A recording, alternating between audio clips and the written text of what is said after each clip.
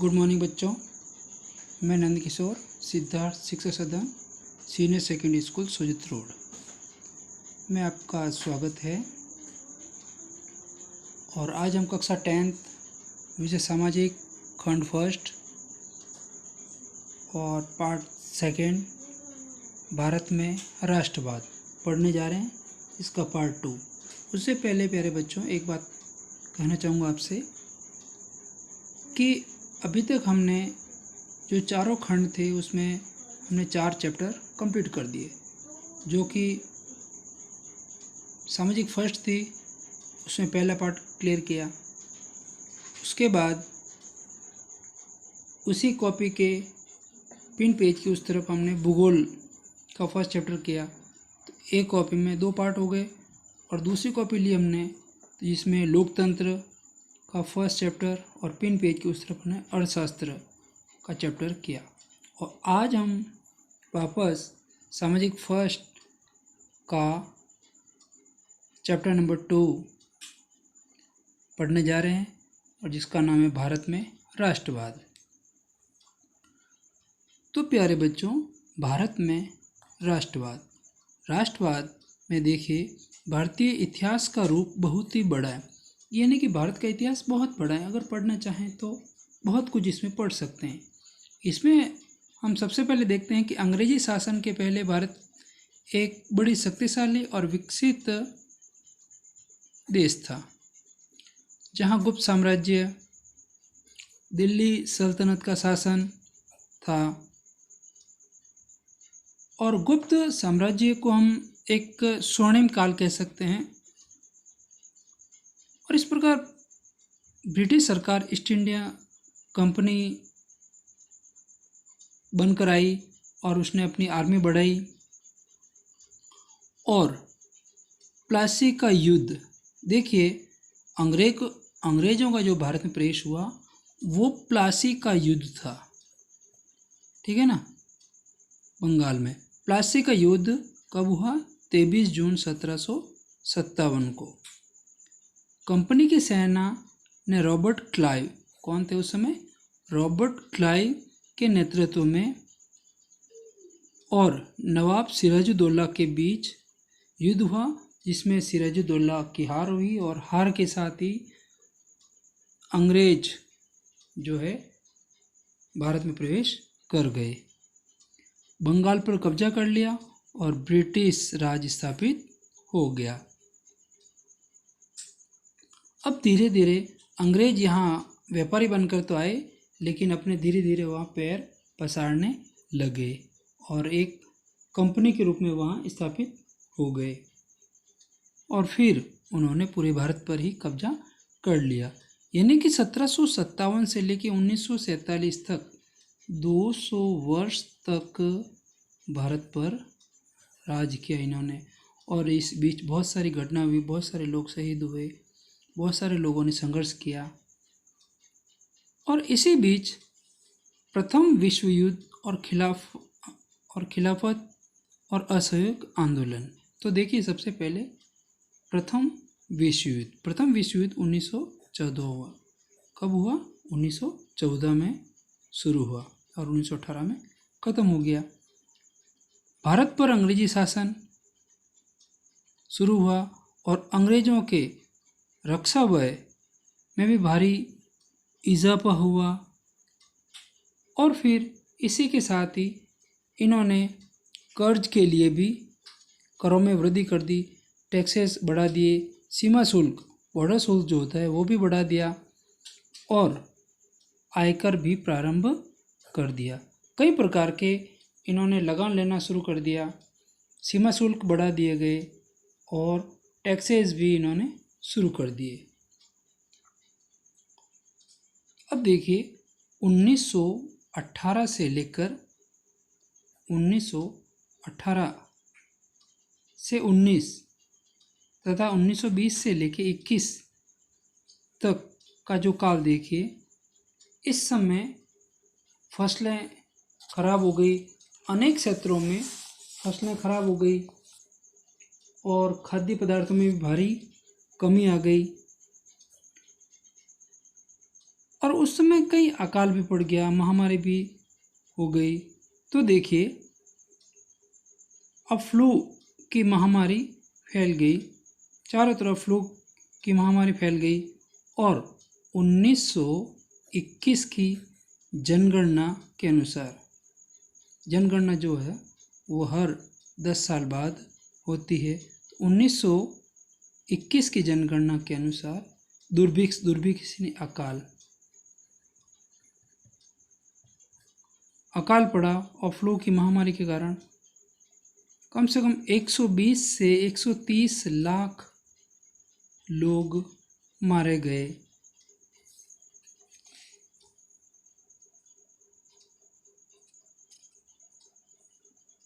फिर देखिए सत्याग्रह का विचार।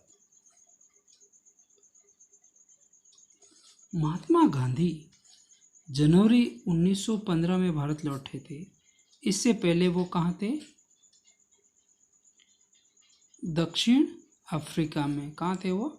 दक्षिण अफ्रीका में। और वहाँ उन्होंने जो रंगभेद नीति थी, जो रंगभेद नीति के खिलाफ लड़े थे, वो खिलाफ लड़े थे। वहाँ उन्होंने सत्य का मार्ग अपनाकर वहाँ की नस्लभेदी सरकार से लोहा लिया, यानी कि सत्य की राह पर चलते हुए, सत्य से आग्रह करते हुए सत्य का उन्होंने आग्रह किया और उसी का रास्ता अपनाकर वहाँ नस्ल भेदी जो गोरे और कालों के बीच में जो भेद था उसको मिटाया और फिर कहा कि अहिंसा समस्त भारतीयों को एकता के सूत्र में बांधती है। अहिंसा क्या करती है? अहिंसा समस्त भारतीयों को एकता के सूत्र में बांधती है। अहिंसा, अहिंसा का मतलब जो हिंसा न करे, यानी कि लड़ाई झगड़े नहीं करे, लड़ाई झगड़े न करे। और हिंसा, हिंसा अर्थात लड़ाई झगड़ा करना, ठीक है ना। तो महात्मा गांधी जी का एक मेन हथियार था अहिंसा, और अहिंसा से ही भारतीयों को एक सूत्र में बांधा जा सकता है। तो इस प्रकार महात्मा गांधी जी ने अहिंसा के मार्ग पर चलते हुए लोगों को समझाया। अब देखिए,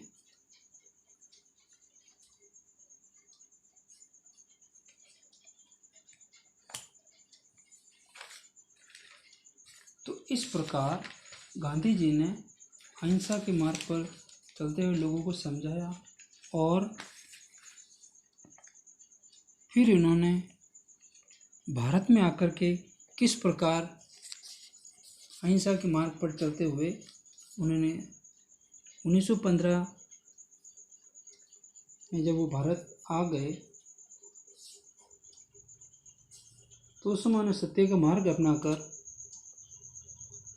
वहाँ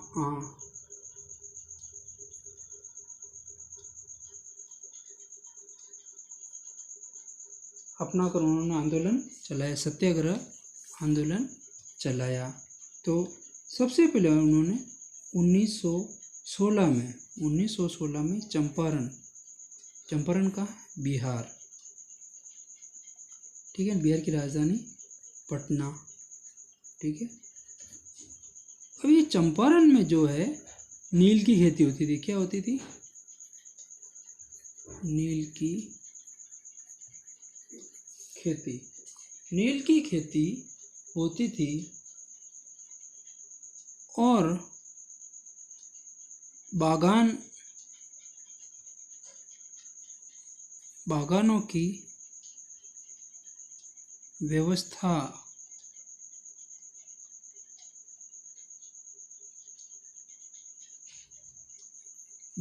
व्यवस्था को उन्होंने ठीक किया और वहाँ के किसानों के साथ, जो कि बहुत ही ज़्यादा जाति होती थी, उनके खिलाफ वो लड़े। ठीक है ना। तब 1916 में। अब देखिए उसके बाद 1917 खेड़ा ग्राम में। खेड़ा का है गुजरात की राजधानी गांधीधाम। तो खेड़ा ग्राम में क्या था कि फसल खराब हो गई। क्या हो गई? फसल खराब हो गई, महामारी फैल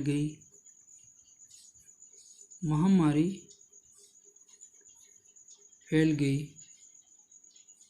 इससे कि लोगों को लगान चुकाने में भी ढील दी गई और कई लोगों के लगान माफ़ करने के लिए भी उन्होंने महात्मा गांधी जी ने संघर्ष किया। उसके बाद 1918 में अहमदाबाद गुजरात, यहाँ पर जो है सूती वस्त्रों के कारखानों में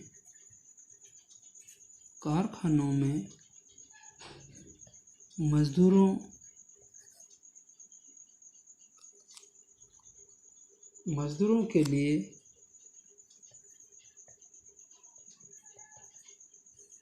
उनके वेतन और काम का समय सही हो, उसके लिए उन्होंने संघर्ष किया। तो इस प्रकार देखा गया कि 1915 में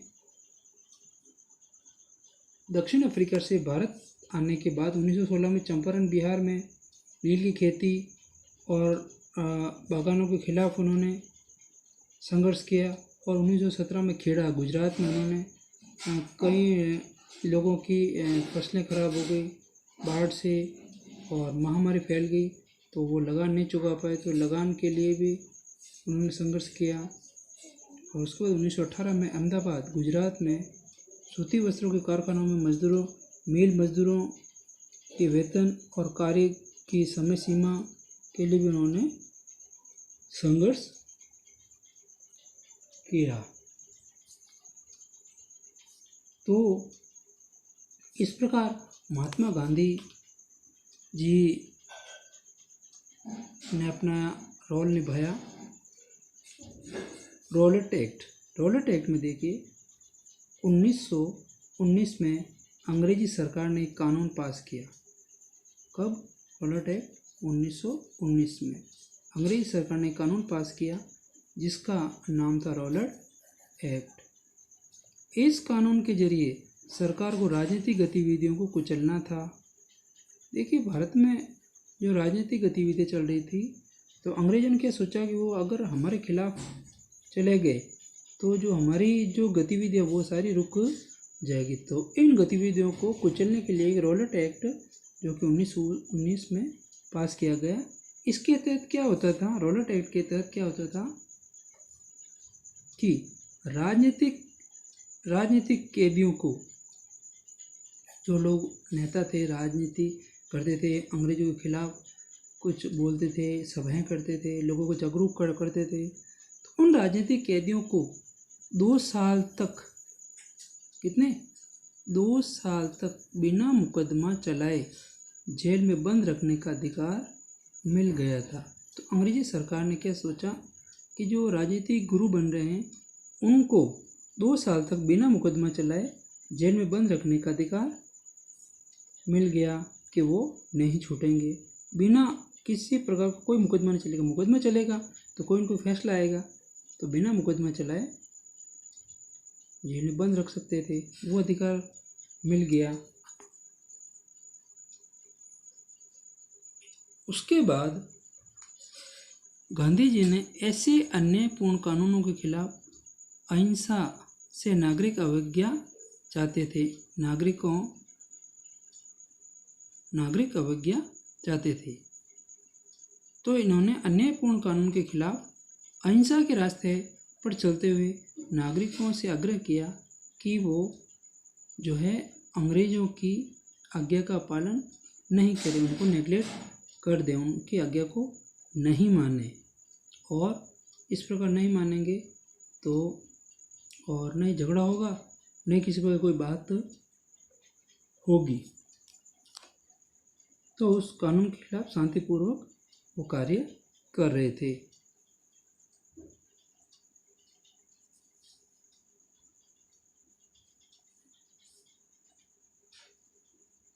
तो रॉलेट एक्ट के विरोध में लोगों ने क्या क्या किया? लोगों ने अपनी दुकानें बंद कर दी, रैली जुलूसों का आयोजन किया और सभी लोग हड़ताल पर चले गए। हर वर्ग, हर तरह से वो उनके विरोध में आ गए। दुकानें बंद कर दी गई, स्कूलें बंद कर दी गई, कॉलेजें बंद कर दी गई, रैली जुलूसों का आयोजन किया गया, सभी लोग हड़ताल पर चले गए। अपने अपने जितने भी जो व्यवसाय कार्य, स्कूल, अस्पताल, रेलवे सारे बंद कर दिए गए। तो अब देखिए, अब अमृतसर में एक शांतिपूर्वक एक रैली निकाली जा रही थी। तो उस रैली में कई सारे नेता लोग थे, तो उन पर 10 अप्रैल को, कब? 10 अप्रैल को पुलिस ने अमृतसर कहाँ है? पंजाब में। अमृतसर में एक शांतिपूर्ण जुलूस पर गोली चला दी। अब गोली चलाने पर कई प्रकार से हिंसा भड़क गई। इसके बाद लोग बैंकों, डाकखानों, रेलवे स्टेशनों पर हमले करने लगे। अब वो लोग अंग्रेजों के खिलाफ हो गए और जितने भी जो डाकघर, रेलवे, बैंक, इन सभी पर हमला करने लगे। इस स्थिति पर काबू पाने के लिए अंग्रेजी सरकार ने एक मार्शल लॉ लागू किया। मार्शल लॉ, अब देखिए मार्शल लॉ क्या होता है उसको देखते हैं। मार्शल लॉ ये होता है कि मिलिट्री के सबसे उच्च पद, यानी कि जो फौज होती है उसका जो सबसे उच्च पद होता है, सबसे टॉप मोस्ट जो पद होता है, उच्च पद के अफसर को सरकार का मुख्य बना दिया गया। मुख्य यानी कि हेड बना दिया जाता है, ठीक है ना। तो इस प्रकार जो ही वो मिलिट्री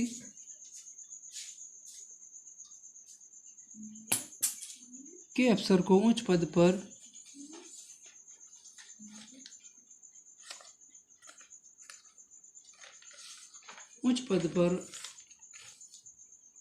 एक अधिकारी के रूप में, एक मुख्य के रूप में पहुंचा दिया जाता था, उस समय मार्शल लॉ का जो मेन हेड मुखिया बनाया गया,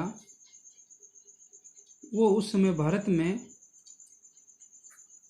यह पद जनरल डायर, इसको जनरल डायर को दिया गया। अब ये जो जनरल डायर है, यहीं से एक क्रांति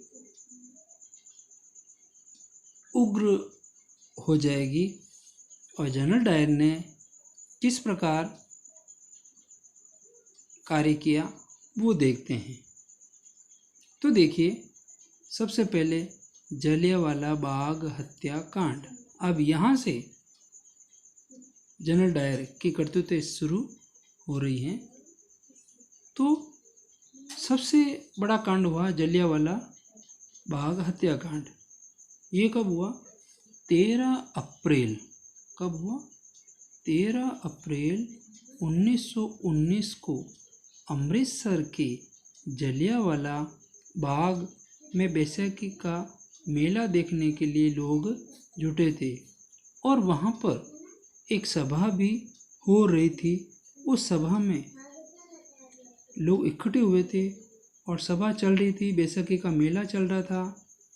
और यूँ आप देख लो कि जलियांवाला बाग जो कि एक मैदान के रूप में था, और वो जो क्या था कि वो जो बाग जो था वो चारों तरफ से बंद था। गेट तो थे उसके, लेकिन वो चारों तरफ से बंद था और लोगों को पता भी नहीं था कि उनके क्षेत्र में, उनके इलाके में मार्शल लॉ लागू किया जा चुका है।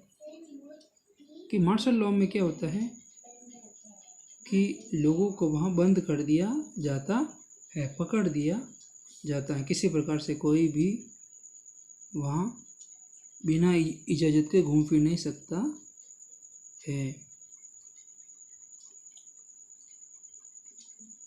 और जनरल डायर के आदेश से चलती हुई सभा में देखते हुए मेले लोगों के ऊपर सिपाहियों ने उस भीड़ पर अंधाधुंध गोलियां चला दी। तो उनको संभलने का मौका भी नहीं मिला, उनको पता ही नहीं चला कि क्या हुआ। तो इस प्रकार वहाँ पर इतनी सारी हो हल्ला हो गया कि लोग अपनी जान बचाने के लिए इधर उधर तितर बितर हो गए। और क्योंकि गेट भी बंद कर दिए गए थे, चारों तरफ से गोलियां चल रही थी, तो वहाँ पर एक कुआं था। तो कुएं में लोग अपनी जान बचाने के लिए कूद गए। तो एक के ऊपर एक बूढ़े बच्चे जवान सभी उसमें कूद रहे थे। तो उसी प्रकार वो एक तो कूदने से भी मर गए और काफ़ी जो गोलियां चलाने से भी वो मर गए थे। तो इस प्रकार सैकड़ों लोग वहाँ उस जलियांवाला बाग हत्याकांड में मारे गए। अब देखिए सितंबर 1920 में कांग्रेस के कलकत्ता अधिवेशन में गांधी जी ने खिलाफत आंदोलन का समर्थन किया। खिलाफत आंदोलन का समर्थन कहाँ किया था? कलकत्ता अधिवेशन में। कब? सितंबर 1920 में। किसके अधिवेशन में? कांग्रेस के कलकत्ता अधिवेशन में। ध्यान रखना, इम्पोर्टेंट है जलियांवाला बाग। और ये अब देखिए असहयोग आंदोलन। असहयोग का मतलब होता है बिना किसी प्रकार से सहयोग किए हुए, बिना सहयोग किए हुए आंदोलन करना, अहिंसा के मार्ग पर चलते हुए आंदोलन करना। तो महात्मा गांधी जी ने अपनी पुस्तक हिंद स्वराज, कौन सी पुस्तक? नाम याद रखना, हिंद स्वराज, जो कि कब? 1909 में कहा गया कि भारत में ब्रिटिश शासन भारतीयों के सहयोग से ही स्थापित हुआ है। कि ब्रिटिश शासन का भारतीय लोगों ने ही सहयोग दिया तो ही ये यहाँ पे इनका शासन स्थापित हुआ। यदि भारत के लोग सहयोग वापस ले ले, बहुत बड़ी बात कि वो वापस ले ले, तो ब्रिटिश शासन ढह जाएगा और स्वराज यानी कि अपना राज स्थापित हो जाएगा। पुस्तक का क्या नाम था? हिंद स्वराज। 1909 में ये चीज कही थी। ठीक है ना। अब देखिए, एक अधिवेशन हुआ दिसंबर 1920 में। एक तो हुआ था कांग्रेस का अधिवेशन और सितंबर 1920 में, जो कि कलकत्ता अधिवेशन के नाम से जाना जाता है, और दूसरा हुआ था दिसंबर 1920 में कांग्रेस के नागपुर अधिवेशन में एक समझौते के साथ असहयोग कार्यक्रम को मंजूरी मिली। असहयोग कार्यक्रम को मंजूरी किस अधिवेशन में मिली? नागपुर अधिवेशन में। कब? दिसंबर 1920 में। ध्यान रखना।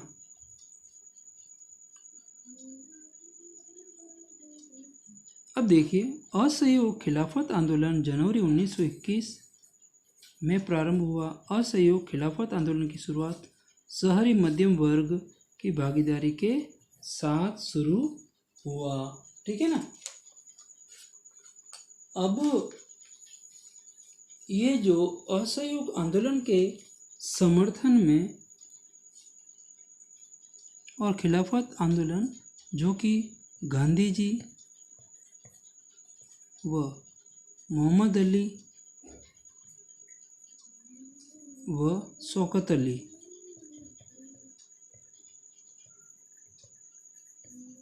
ने मिलकर भारत की यात्रा की और भारत में घूम घूम के लोगों का सहयोग प्राप्त किया।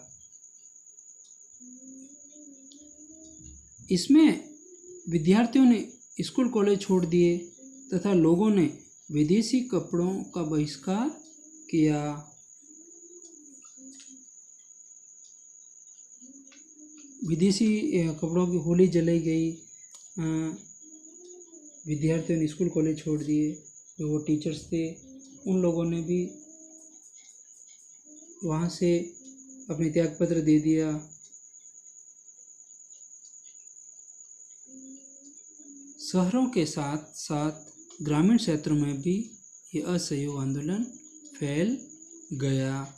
देश के विभिन्न भागों में संचालित किसानों व आदिवासियों ने भी इस आंदोलन में भाग लिया। तो इस प्रकार गांधी जी के साथ पूरा एक कारवां जुड़ गया, जिसमें हर वर्ग से बच्चा, बूढ़े, जवान, औरतें, वो सभी साथ में हो गए और इस प्रकार असहयोग आंदोलन शुरू हुआ। तो प्यारे बच्चों, ढंग से वीडियो को सुनना है, समझना है और कॉपी में कार्य करना है। जब प्रश्न आए तो उनका भी ढंग से जवाब देना है। प्रश्न लिखना है, उसका आंसर भी लिखना है।